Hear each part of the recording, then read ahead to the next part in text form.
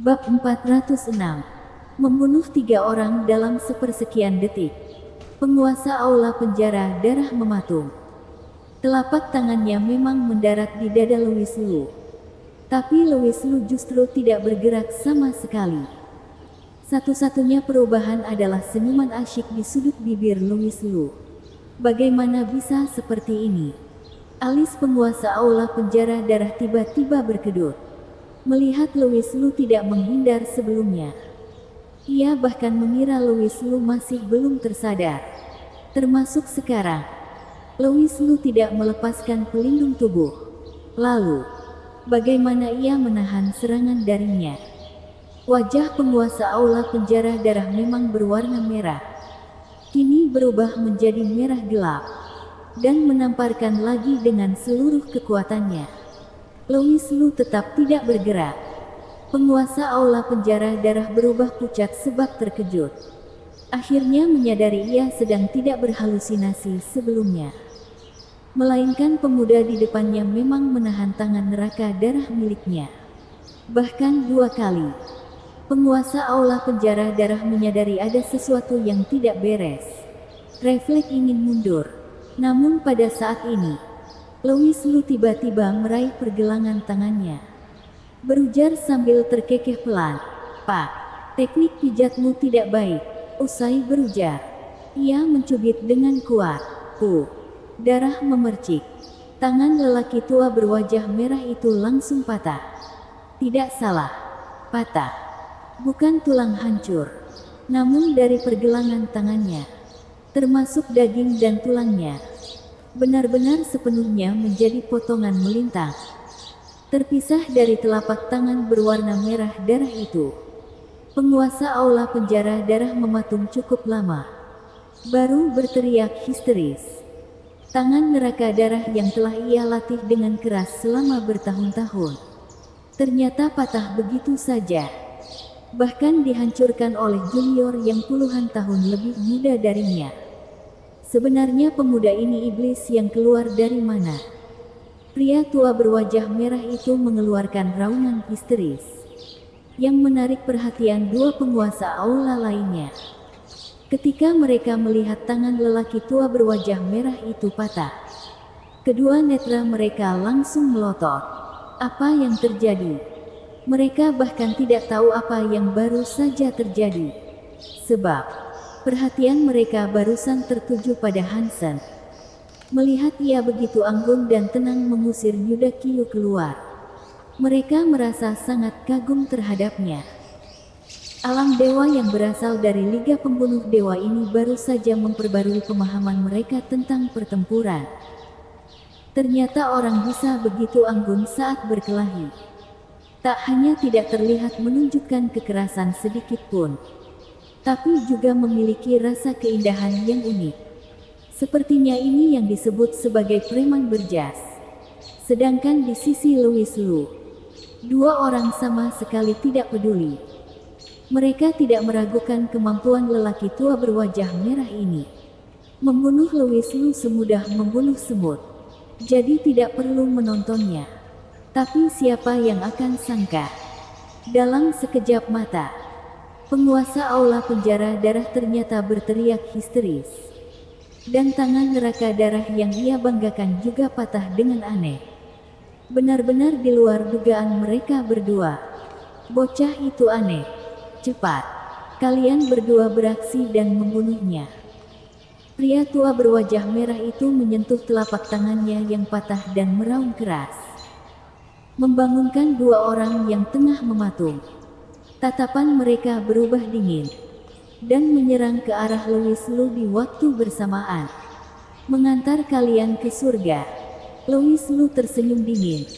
Sosoknya menghilang dengan aneh. Ketika ia muncul di detik berikutnya, ia sudah berada di belakang penguasa Yasha. Pertama kali aku melihat ekspresi sinismu, aku sudah merasa sangat tidak nyaman. Jadi, kamu menjadi orang pertama yang matilah. Satu tangan Louis Lu mencekik leher penguasa Yasha, membuat wajah lembutnya langsung berubah pucat. Hanya saja tidak menunggu ia bereaksi, Kepalanya tiba-tiba miring ke satu sisi. Kaca. Lehernya patah. Kamu yang kedua. Setelah membunuh pria lembut ini, sosok Louis Lu bergerak, langsung mendatangi pria pendek gemuk ini, yakni penguasa aula Raja Dunia Bawah, dan menamparkan atas kepalanya. Sebelumnya penguasa aula Raja Dunia Bawah dan penguasa aula Yaxia beraksi bersama. Melihat penguasa aula Yaxia yang mendadak mati, ia tidak bisa langsung bereaksi. Setelah ia tersadar dari lamunan, hanya melihat Louis Lu telah muncul di depannya.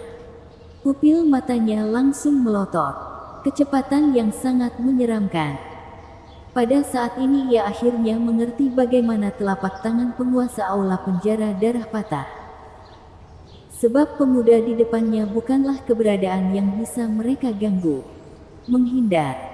Penguasa aula Raja Dunia Bawah langsung mundur. Sudah tidak memiliki pikiran untuk bertarung, dan hanya ingin menghindari serangan tangan Louis Lu. Tapi, kecepatan ia sangat cepat. Namun kecepatan Louis Lu lebih cepat darinya. Telapak tangan seperti bayangan pada akhir mendarat di atas kepala penguasa aula Raja Dunia Bawah. Kaca. Penguasa aula Raja Dunia Bawah sudah mati. Hanya menyisakan lelaki tua berwajah merah dari aula penjara darah. Penghasut ini melihat Louis Lu yang begitu kuat langsung membunuh dua alam supreme dalam sekejap, yang semudah menggaruk tubuh dan langsung merasa ketakutan. Tuan Hansen, tolong. Pria tua berwajah merah itu sama sekali tidak punya nyali menghadapi Louis Lu. Hanya bisa meminta bantuan Hansen. Namun ia baru saja membuka mulut, cahaya tajam tiba-tiba menembus masuk ke dalam alisnya. Putong. Pria tua berwajah merah ini terjatuh ke lantai dan mati.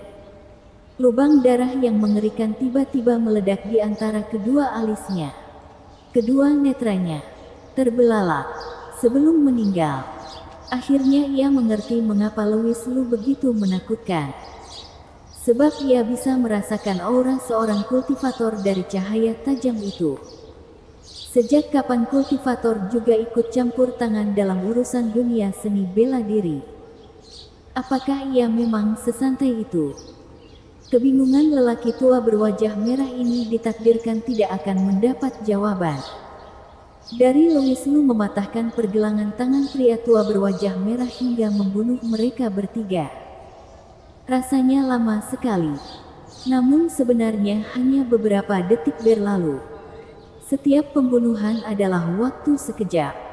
Oleh karena itu ketika Hansen tersadar dari lamunan, mereka bertiga sudah berubah menjadi mayat. Yuda Kiyu tahu dirinya bukan lawan Hansen. Oleh karena itu ketika ia beraksi, ia memusatkan perhatiannya dan tidak berani tidak fokus. Tiba-tiba melihat Hansen mematung. Ia pun juga ikut terkejut. Mengikuti pandangan Hansen, tubuh Yuda Kiyu tiba-tiba bergetar hebat. Mengapa tiga penguasa tiba-tiba meninggal dunia?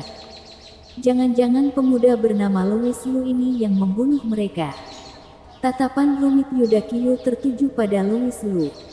Meskipun sulit dipercaya, namun hanya terdiri satu jawaban seperti ini yang baru bisa menjelaskan fenomena aneh ini. Kamu sangat anggun. Di saat dua orang tengah mematung, suara Louis Lu tiba-tiba terdengar. Selanjutnya adalah suara tamparan yang nyaring, yang menamparkan Hansen dengan kuat hingga terbang keluar. Bersambung.